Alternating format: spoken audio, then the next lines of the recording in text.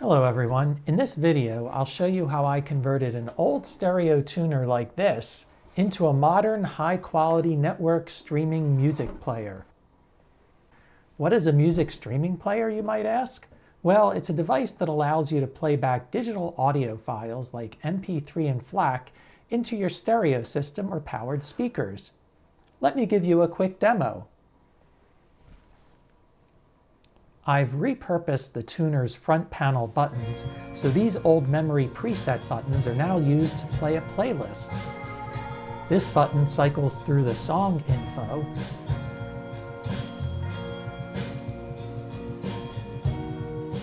this button now cycles the display through device info,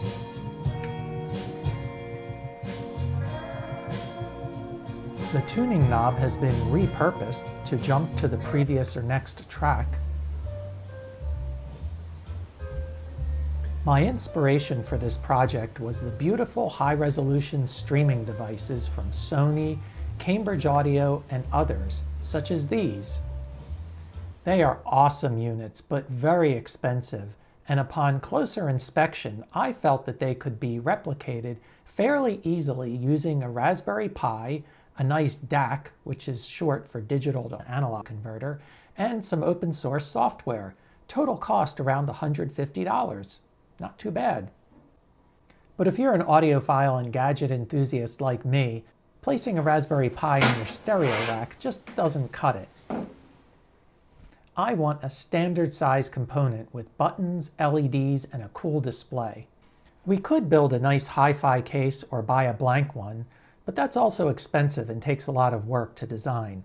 It would be easier to take an existing stereo component, remove the insides, and reuse the case. But what could we get cheaply?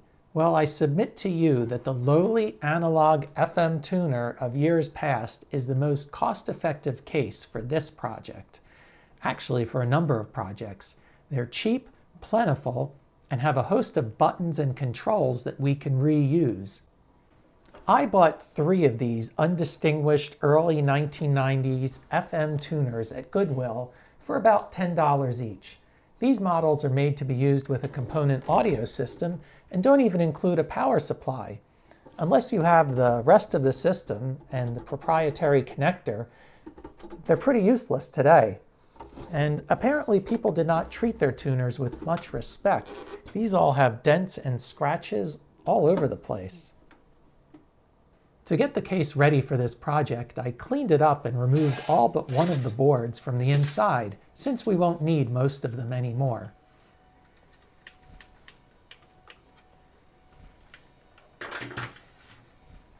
First, let's talk about the software. There are many fine open source audio player projects out there, but I chose Mood Audio because it allows a high degree of customization and has an API, or Application Programming Interface. That means I can write my own code to control mood, which is important for this project. In addition, it also has an attractive, full-featured web interface. Mood runs great on a Raspberry Pi 4, so that's the hardware I'll be using. This one has 4 gigabytes of RAM, but 2 or 8 gigs should also work fine.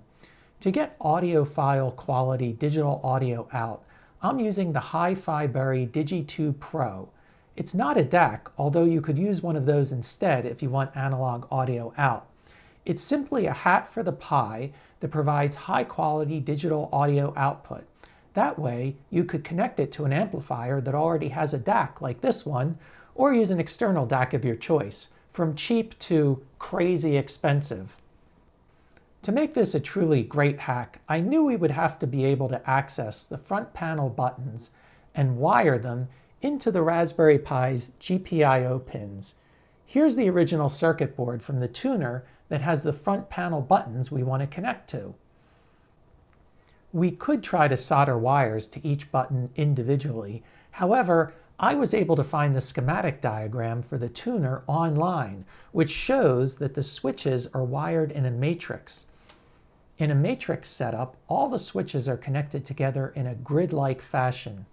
Rather than needing to run a separate wire to each of the 17 switches, we can just read row and column values reducing the number of wires needed down to 11.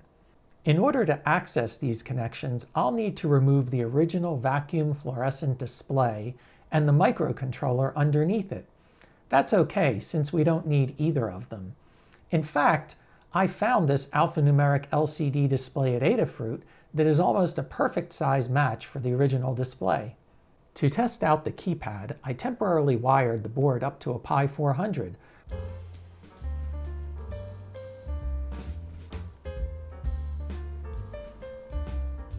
Luckily, I found a Python library that actually reads key matrices.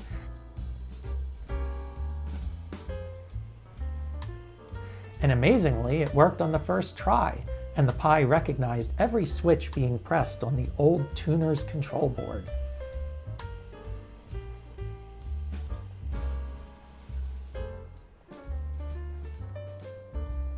With a very messy hatchet job, I was able to get the new display to fit in the bracket from the original display. If I had more time, I would have 3D printed a custom bracket, but there are so many projects and so little time, better to print only necessary parts or ones that are more externally visible. Looking inside, the display is wired into this backpack board that converts the 16 pins that control the LCD down to 6 pins that connect to the Pi via SPI. The switches from the control board are wired to a small proto board that has header pins, making it easy to connect this to the Raspberry Pi's GPIO with jumpers. That way, we can change the wiring later if we want to. These panel mount jacks are used to extend the power, USB, Ethernet, and digital audio connections to the back panel, reusing the existing holes. I only had to 3D print a small plate to mount these two in the hole previously used by the tuner's antenna connectors. I could have just fed wires through the hole in the back, but I'll rest easier knowing that it looks nice, even though no one will ever see it. Well, now you've seen it, so it's definitely worth it. The STL files for this faceplate are available in my repo. Now that all of the hardware is in place, all that's left is to tie everything together with the software. Setting up Mood is easy. Simply download their image file from their website, flash it to a micro SD card with Etcher, and place it in the Pi 4. Now that we have a stock install of Mood, we need to make the front panel buttons that are connected to the Pi's GPIO tell Mood what to do. For that, you can check out my custom code in the GitHub repo linked in the description. Without getting too detailed here, my code essentially does two things. First, it listens for changes from Mood and updates the LCD display accordingly. And second, it reads any button presses detected by the Pi's GPIO pins and gives Mood the proper instruction via the Mood API. After adding this code and changing a few settings, everything is now in sync. When you use Mood's built-in web-based control panel, the LCD display will be fully synchronized with any operations done through the browser. Conversely, any physical buttons on the device will also be reflected in the Mood user interface. If you recall earlier, I mentioned that the original tuner did not have a power button.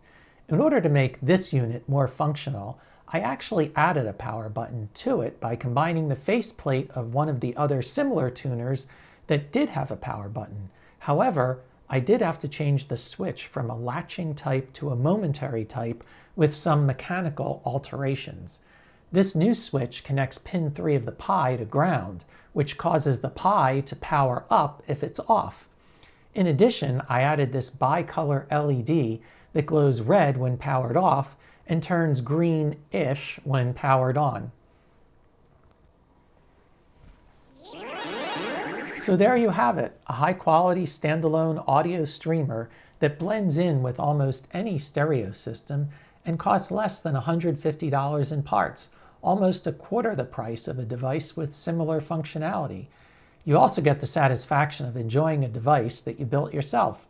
I use mine almost every day, and you can build this too.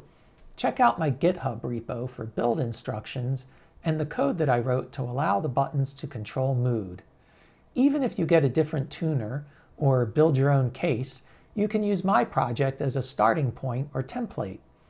Let me know in the comments if you build something based on this video, or feel free to open an issue in the GitHub repo. If you enjoyed this video and want to see more like it, including lots of electronic projects, gadgets, and retrofits, hit the like button and subscribe to this channel. Until next time, happy listening and thanks for watching.